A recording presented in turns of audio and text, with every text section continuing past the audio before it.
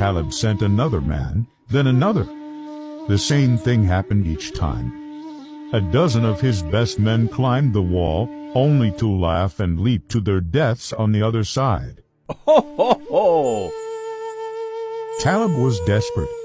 He realized a powerful magic was at play, a spell designed to protect the city. He offered a huge reward to anyone who could break the curse. A wise old sheik from his company stepped forward. He explained that the jinn had likely enchanted the walls. The sheik ascended the ladder, but this time he was prepared. As he reached the top, he plugged his ears with cotton and recited verses from the Quran, focusing all his will on resisting the magical pull. From the top of the wall, he looked down into the city. Ho, ho, ho!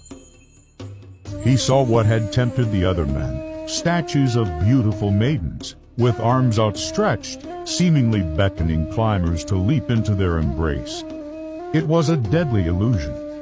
Resisting the siren call, the sheik managed to lower a rope, and finally, the expedition had a way in. Talib and his bravest men descended into the city of brass. What they found inside was beyond anything they could have imagined. The streets were paved with marble, the shops were filled with gold, silver, and precious jewels, all left untouched. Ho, ho, ho! They walked through a city frozen in time. They saw a baker in his shop, turned to stone in the act of placing bread in his oven. They saw merchants in the marketplace, their bodies perfectly preserved, surrounded by piles of silk and spices. Everyone was dead. The entire population, from the simplest worker to the richest noble, was petrified, their bodies mummified by the dry desert air. It was a city of the dead, a silent testament to a sudden and all-encompassing catastrophe. As they explored deeper, they reached the city's main castle.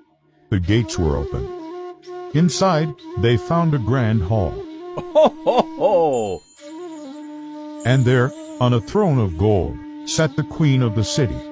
She was the most beautiful woman they had ever seen, adorned with a fortune in pearls, diamonds, and rubies. Her eyes were open, and they shone with a strange, liquid light.